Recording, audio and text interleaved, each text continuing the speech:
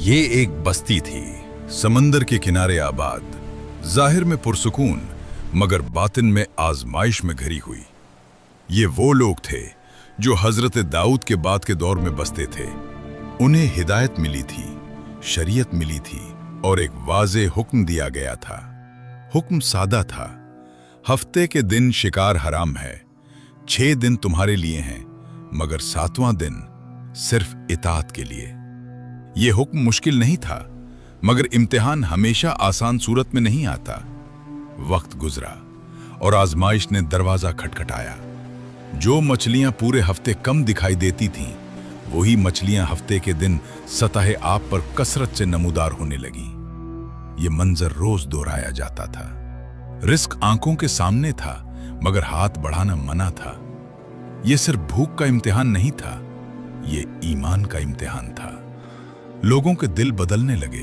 उन्होंने कहा, हम हुक्म की जाहिरी खिलाफ वर्जी नहीं करेंगे मगर रास्ता निकाल लेंगे।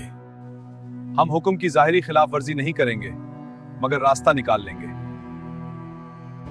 उन्होंने हफ्ते के दिन जाल बिछा दिए। मछलियां खुद बहुत उनमें फंस जाती और इतवार को वो उन्हें निकाल लेते।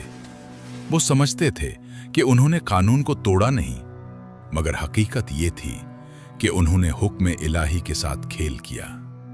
अल्लाह के नजदीक इताअत लफ्जों से नहीं, नीयत से होती है।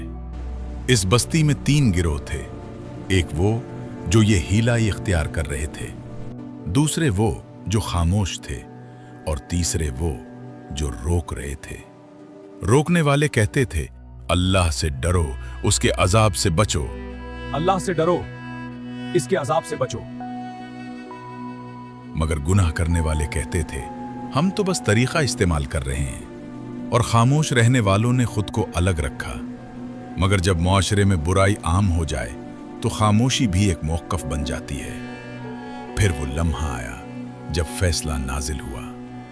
कुरान के अल्फाज गूंजे, कूनो किरदतन खासिईन, जलील बंदर बन जाओ। ये अल्फाज हुक्म थे और हुक्म के बाद मोहलत नहीं होती। एक लम्हे में चेहरे बदल गए, हैत बदल गई, आवाजें बदल गईं। जो खुद को अक्लमंद समझते थे वो जिल्लत की अलामत बन गए। ये तब्दीली सिर्फ जिस्म की नहीं थी, ये अंजाम था इस सोच का जिसने दीन को धोखा देने की कोशिश की। ये सवाल अहम है, अल्लाह ने उन्हें बंदर क्यों बनाया? क्योंकि उन्होंने अपनी इंसानियत खो दी थी। उन्होंने हुक्म खुदावंदी को मजाक बनाया। उन्होंने इताअत को चालाकी से बदल दिया। जब इंसान अपनी फितरत खो देता है तो उसकी सूरत भी महफूज नहीं रहती। ये वाक़या सिर्फ माजी का किस्सा नहीं, ये एक मुस्तकिल तंबीह है। आज भी जब हराम को नया नाम दिया जाता है, जब गुनाह को दलील से दुरुस्त साबित किया जाता है, तो वही रविश दोहराई जाती है।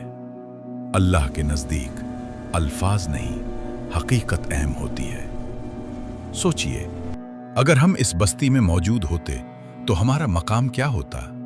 क्या हम हीला करने वालों में होते? क्या हम खामोश तमाशाई होते या हम रोकने वालों में शामिल होते? ये सवाल हर दौर के इंसान के लिए है। अल्लाह का कानून अटल है, इताअत में इज्जत है और नाफरमानी में अंजाम।